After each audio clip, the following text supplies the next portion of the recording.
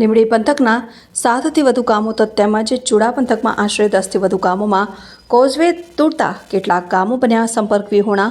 લીંબડી તાલુકાના રામરાજ પરથી જાંબુ જતા વચ્ચે આવેલ કોઝવે ઉપર પાણી ફરી વળતા સંપર્ક તૂટ્યો। ઝાલાવાડમાં વરસાદની ધમાકેદાર એન્ટ્રીથી નળકાંઠાના ગામડાઓમાં તારાજી સર્જાઈ છે। સુરેન્દ્રનગરના ઉપરવાસમાં ભારે વરસાદને કારણે ધોળી ધજા અને નાયકા ડેમ ઓવરફ્લો થયા છે, જેના કારણે નદીમાં પાણી છોડવામાં આવતા જેના પાણી નળકાંઠાના જાંબુ અને રામરાજપર વચ્ચેનો કોઝવે પર ગળાડૂબ પાણી ફરી વળતા જાંબુ બથાણ પરાલી રોજાસર મૂળ બાવળા પથાણ પરનાળા સહિતના ગામડાઓમાં હાલમાં સંપર્ક વિહોણા બન્યા છે। જ્યારે ચૂડા પંથકમાં ભારે વરસાદ ઠેર ઠેર પાણી ભરાયા, વીજ પુરવઠો ઠપ, તંત્ર દોડતું થયું। ચૂડાનો વાંસળ ડેમ ઓવરફ્લો થયો, પાણી છોડવામાં આવતા ગ્રામ્ય વિસ્તારોમાં પાણી ઘૂસ્યા। ચૂડા તાલુકાના ઝીંઝાવદર, છત્તરિયાળા, વેળાવદર, રામદેવગઢ, કોખરવાડા ગામો સંપર્ક વિહોણા બનતા સતત તંત્ર દોડતું થયું। ધારાસભ્ય કિરીટસિંહ રાણાએ ચૂડા અસરગ્રસ્ત ગામડાઓમાં લોકો સાથે અને તાલુકા પંચાયત ખાતે અધિકારીઓ સાથે બેઠક યોજી અને તાત્કાલિક કામગીરી હાથ ધરવામાં સૂચના આપવામાં આવ્યા। ખાસ તો ચૂડા તાલુકામાં તો સમગ્ર આખા ગુજરાતમાં વરસાદનું વાતાવરણ શરૂ થઈ ગયું છે। પ્રથમ તબક્કામાં જ બધી જ જગ્યાએ પૂરતો વરસાદ, ખેડૂતો રાજી થાય એવો વરસાદ પડ્યો છે। એની સાથે સાથે મારો મત વિસ્તાર છે ચૂડા, લીંબડી અને સાયલા। એ મત વિસ્તારમાં ચૂડા અને સાયલામાં વધારે વરસાદ છે। એક સાથે સીધો 5-1 ઇંચ વરસાદ પડ્યો છે, ત્યારે સ્વાભાવિક છે પાણી આવે એટલે ક્યાંક ને ક્યાંક નાની મોટી મુશ્કેલી ઊભી થાય।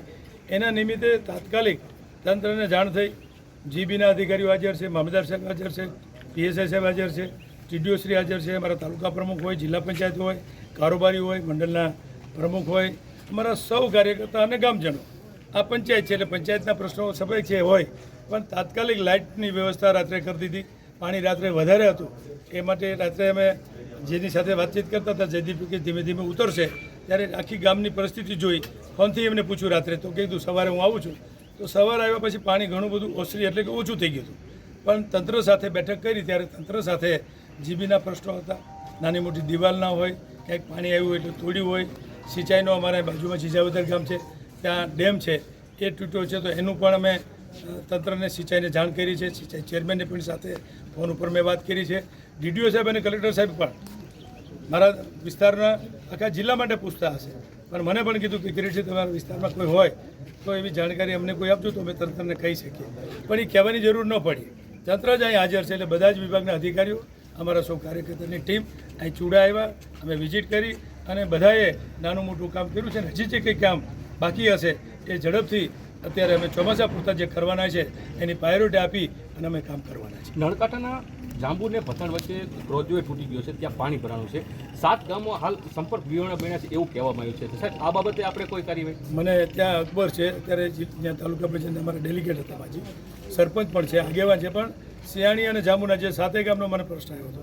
એક આપણો નવો શિયાળી બ્રિજ બન્યો છે, એનાથી થોડા આગળથી પંપ પાસે ત્યાં ઉપરથી પણ પાણી જતું હતું, સ્વાભાવિક છે પાણી એની જગ્યા કરી લે, પણ અત્યારે ઓછું થઈ ગયું છે ત્યારે વાહન વ્યવહાર બંધ થઈ ગયો, એની આગળ ત્યાં તૂટી ગયો છે। ત્યાં પણ બધા લોકો કાર્યકર્તાઓ આગેવાનો ગયા હતા, ત્યાંથી મને જાણકારી મળી છે કે અહીંયા પણ વધારે નુકસાન થયું છે, તો એ ગામનો જે 7 ગામનો સંપર્ક છે એ તાત્કાલિક સંપર્ક થાય એવી વ્યવસ્થા તંત્ર અને કામગીરી કરી રહ્યા છે એવી સૂચના આપી છે। મારું નામ અકબરભાઈ નુરાભાઈ સંગરિયાત છે। હું માજી તાલુકા પંચાયત સભ્ય લીંબડી છું અને હાલ મારા મધર સરપંચ શ્રી જાંબુ બિન હરીફ ચૂંટાયેલ છે। હું રાત્રિના 1 વાગ્યાથી અહીંયા રામરાજપર સાઈડ ફસાયેલો છું અને જાંબુ જઈ શકે તેવી પોઝિશન નથી। આ જાંબુ રામરાજપર વચ્ચે એક કોંઝવું આવેલું છે, એ કોંઝવાથી નથી માણા હાલીને જઈ શકતું કે નથી ગાડી જઈ શકતી એવી પરિસ્થિતિ છે। અમારી ઉપર ધોળી ધજા ડેમ અને નાયકા ડેમ આવેલો છે। નાયકા ડેમનું પાણી ઉપરથી છોડતા ધોળી ધજામાં આવે છે, ધોળી ધજામાંથી ભોગાવો નદીમાં આવે છે। ભોગાવો નદીના કાંઠા બહાર નીકળીને બધી જમીન નષ્ટ થઈ ગઈ છે। પાક ધોવાણ, પાક નુકસાની તથા ખેડૂતોને બહુ મોટું નુકસાન મોટા પાયે થયેલું છે કે એનો આંક ના કરી શકાય એવું નુકસાન થયેલું છે। અને રસ્તો પણ બ્લોક થઈ ગયેલો છે, 10 ગામને જોડતો રસ્તો છે, જાંબુ, રામરાજપર, રળોલ, આપણે પેલો શિયાળી, ભથાણ, પરાલી, મૂળબાવળા બધે જતો રસ્તો છે અને ખેડૂતોને બહુ મોટા પાયે નુકસાન થયું છે। આનું વળતર આપવા સરકારને અમારી માંગ છે।